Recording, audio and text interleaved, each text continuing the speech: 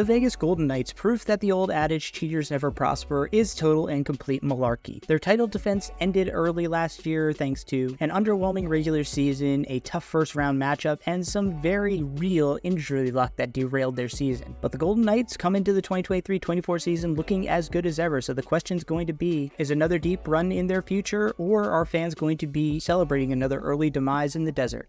I admit it. Last year was rough. The Golden Knights started their title defense in 2023-24 by literally never losing again. They went 11-0-1 to start the season and looked even more dominant than the team that had hoisted the Stanley's Cup a few months earlier. They did eventually cool off a couple of losing streaks in December and February, but they continued to add throughout the year, and at the deadline they somehow managed to reload and add elite talent like Tomas Hertl and Noah Hanifin. Unfortunately, in a competitive division, they ended up with an extremely tough first round matchup against the Dallas Stars, which they ended up losing in 7 games. But even more than going to 7 games, that series was incredibly close. Every game finished within 2 goals, multiple overtime games. It really could have gone either way, and Vegas just ended up on the short end of the stick.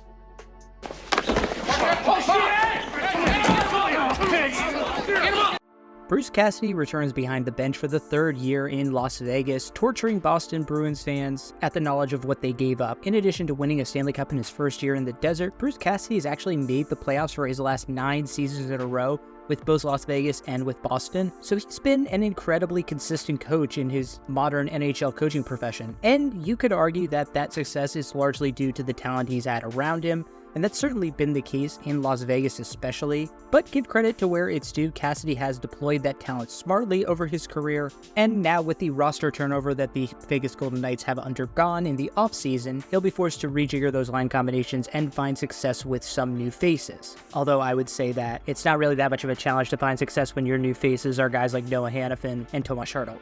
You're a star, you're on top, somebody bring you some hair. You should kill yourself. Unlike other teams where I've said it's very hard to pick a star player because they don't have anybody good enough, in Vegas you could credibly make the case that there are 3, 4, or 5 guys who are capable of stepping up and being the alpha in a given game.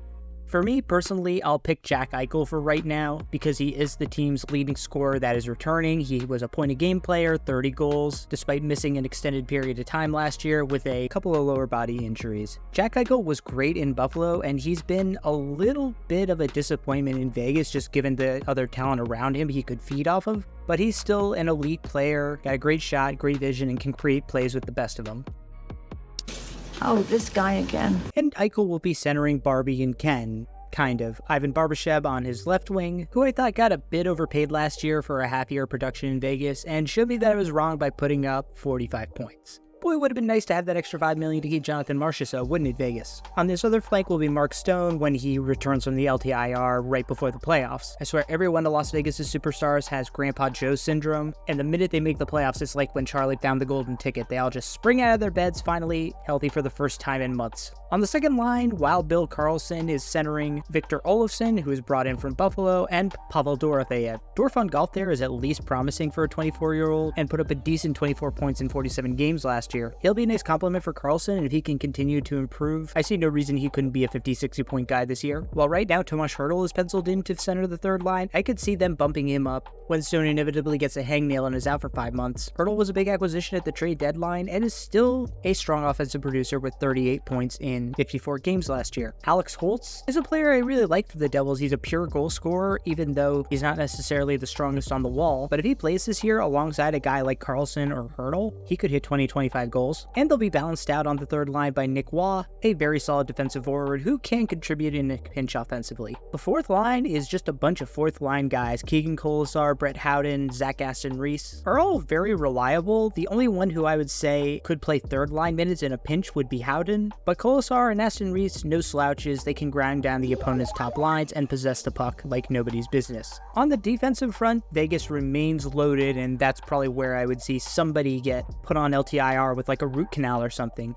Shea Theodore and Alex Pietrangelo on their first pairing is just disgusting. Pietrangelo, still a high-end defenseman in my opinion, even though last year was a bit of a decline for him and he is getting a bit older, and ditto that for Shea Theodore, although he is still in his prime and offensively can produce very well. That second pairing though, Noah Hanifin, a big acquisition at the deadline and getting into a big contract extension. I'd actually expect to see him and defense partner Nicholas Hague get deployed a lot more as first pairing guys than as a pure second pairing group, because Hanifin is that good. Now Hague will be a good complement for him as more of a pure defensive defenseman, but that pairing is going to really need to rely on Hanifin to lead breakouts and start the transition game. On the third pairing, Braden McNabb is apparently still alive and on this team, but you know, he's a very good third pairing defenseman. Just dear God, don't ask him to play second pairing minutes. And ditto that for his partner Zach Whitecloud, who is just brutal, although he and McNabb do tend to play some harder minutes. In goal, it's their starter from the Stanley Cup run, Aiden Hill, trying to convince the doubters that 2023 was not a one-year wonder. The NHL goalie version of the Baja Men is out here, playing for a long-term extension that honestly I don't know if I would give him if I was the Vegas Golden Knights. His backup is Ilya Samsonov, Sammy, a guy that both Maple Leafs and Capitals fans will tell you is equal parts elite and the worst goaltender on the face of the planet. It's just always a flip of the coin as to which Samsonov you're going to get.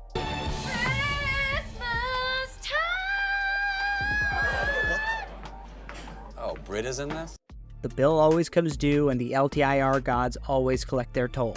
Last year was not about the Vegas Golden Knights adding a lot of talent, but losing talent. Guys like Marcia So, Chandler Stevenson, Michael Amadio, and Alec Martinez all gone in the offseason. They did get Alex Holtz in that trade for Paul Cotter, kind of a two guys who need a change of scenery type of trade, and they brought in Victor Olofsson to shore up their top six, even though that guy was barely a top six forward with the Buffalo Sabres. In the draft, the Vegas Golden Knights used their first round pick on Trevor Connolly, a very good value selection in my opinion. He's a guy who fits Vegas's MO to a T, ton of speed and a lot of creativity and space.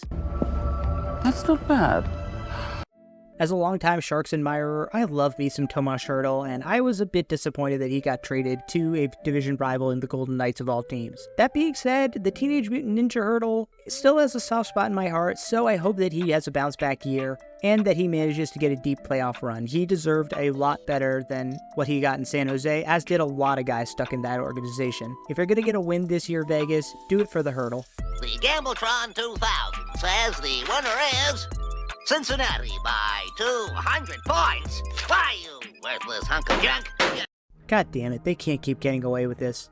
I think Vegas is going to be good just like they were last year. I don't know if they're winning that division over the Oilers. It'll probably be a dogfight between them and the Canucks for the 2 seed in that division, but I would give the edge to Vancouver at this point, honestly. That being said, I think that Vegas still does have all the tools to make a deep playoff run, including elite talent up front, great defense, goaltending that can get really hot, and the ability to manufacture cap space out of thin air. I can't wait to see them somehow add at the deadline again.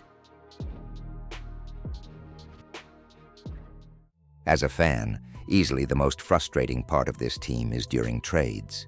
The second they see a star player in free agency, they act like a desperate salesman trading prospects and picks to get them. Seeing Nick Suzuki be a superstar in Montreal hurts my soul. But hey, at least we made most of Canada salty by winning the cup before a few of their teams. Mark Stone is LTIR's boyfriend for 3 months every year.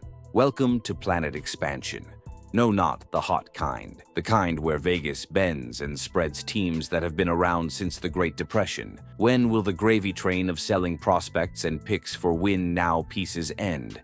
I think this season, Vegas just doesn't have the depth to have Stone go on his pre-playoff vacation and still make it to the dance.